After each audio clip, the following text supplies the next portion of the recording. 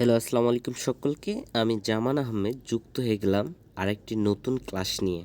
আজকে আমরা বাংলাদেশের উপজাতি বিষয়াবলীর উপর একটি সাধারণ জ্ঞানের ক্লাস করব। আশা করি শুরু থেকে শেষ পর্যন্ত সাথেই থাকবেন। চলুন কথা না বাড়িয়ে প্রশ্নে যাওয়া যাক। বাংলাদেশের মোট আদিবাসী কতটি? উত্তর 48টি। এখন বাড়তেও পারে। সবচেয়ে বড় আদিবাসী গোষ্ঠী কোনটি? সবচেয়ে বড় আদিবাসী গোষ্ঠী হলো চাকমা। বাংলাদেশে বসবাসরত মুসলিম আদিবাসী গোষ্ঠী কোনটি? মুসলিম আদিবাসী গোষ্ঠী হলো পাঙ্গন, যারা মৌলভীবাজারে বসবাস করে। এরা কিন্তু মুসলিম আদিবাসী। মাতৃতান্ত্রিক আদিবাসী গোষ্ঠী কোনটি? অর্থাৎ যাদের পরিবারের মাতাই প্রধান, এরকম আদিবাসী গোষ্ঠী কোনটি? এটি দুটি আদিবাসী আছে এমন যাদের পরিবারের মাতাই প্রধান মাতৃতান্ত্রিক, একটি হলো গারো, একটি হলো খাসিয়া। উপজাতিদের ভাষার সংখ্যা কতটি? উপজাতিদের ভাষার সংখ্যা 32টিরও বেশি। পার্বত্য চট্টগ্রামে মোট উপজাতি কতটি বসবাস করে? পার্বত্য চট্টগ্রামে উপজাতির সংখ্যা 13টিরও বেশি। মগ উপজাতিদের আদিনিবাস কোথায়? মগ উপজাতিদের আদিনিবাস আরাকান। এটি মায়ানমারের একটি রাজ্য। উপজাতিদের বর্ষবরণ অনুষ্ঠানকে কি বলে? উপজাতিদের বর্ষবরণ অনুষ্ঠানকে বৈশাখী বলে।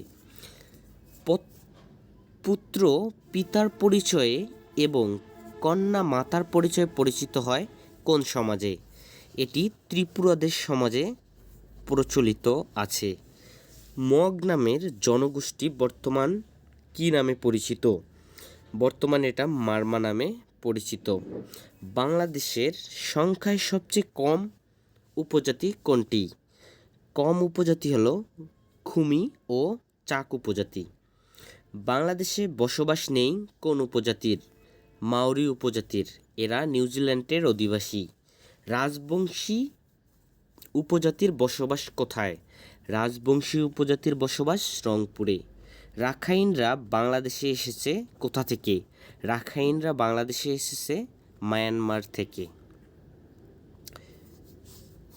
মরংদের দেবতার নাম কি? মরংদের দেবতার নাম ওরেং। এদের উৎসবের নাম মুৎসলং।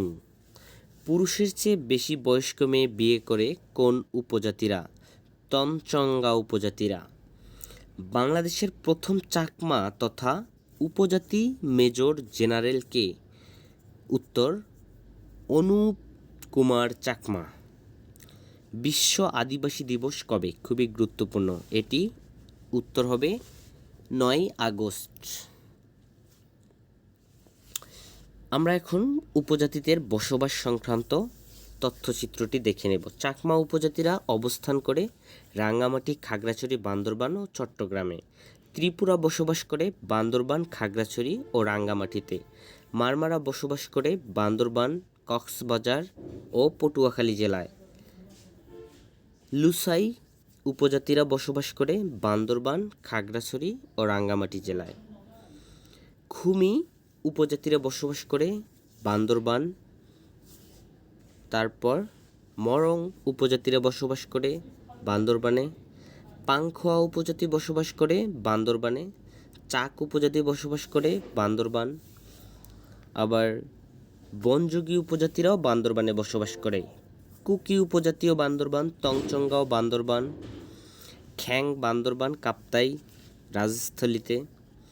মগ বান্দরবান, পার্বত্য চট্টগ্রাম ও পটুয়াখালীতে।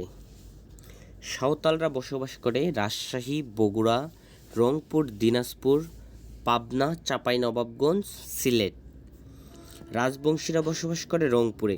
ওরাও বসবাস করে রংপুর ও বগুড়ায়। গারোরা বসবাস করে ময়মনসিংহ, শেরপুর, নেত্রকোনা, টাঙ্গাইল। হাজংরা অধিকাংশ বসবাস করে ময়মনসিংহ, নেত্রকোনা ও শেরপুরে।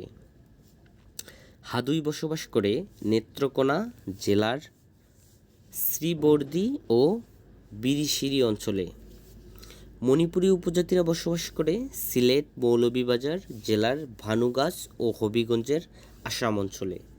খাসিয়া উপজাতিরা বসবাস করে সিলেট জেলার সীমান্তবর্তী জৈন্তিয়া পাহাড়ে। পাত্র উপজাতি বসবাস করে সিলেটে। রাখাইনরা বসবাস করে পটুয়াখালীতে। মগরা বসবাস করে পটুয়াখালীতে। ময়ালাও উপজাতিরা বসবাস করে সুন্দরবন অঞ্চলে। মারমা উপজাতির বসবাস করে পটুয়াখালী কুয়াকাটা উপকূলীয় অঞ্চলে।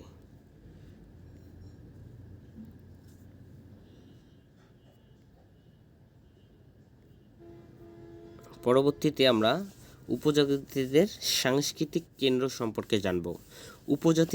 উপজাতীয় সাংস্কৃতিক একাডেমি বিরিশিরি কোথায় অবস্থিত? এটি নেত্রকোনায় অবস্থিত। উপজাতীয় সাংস্কৃতিক ইনস্টিটিউট বান্দরবানে অবস্থিত। উপজাতীয় সাংস্কৃতিক কেন্দ্র রাঙ্গামাটিতে অবস্থিত। আদিবাসী উপজাতীয়দের উৎসব চাকমারা বিজু উৎসব, ফাল্গুনী পূর্ণিমা, ধর্মীয় এইসব উৎসব পালন করে। ত্রিপুরা বৈশুক উৎসব পালন করে। মারমা সাংরাই পালন করে। গারো ওয়াঙ্গালা পালন করে। সাঁওতালরা পালন করে সোহরাই উৎসব। ওরাও পালন করে ফাগুয়া। রাখাইনরা পালন করে সান্দে জলকেলি। মুরং পালন করে সিয়াসত। মণিপুরীরা মাহারাম লীলা পালন করে।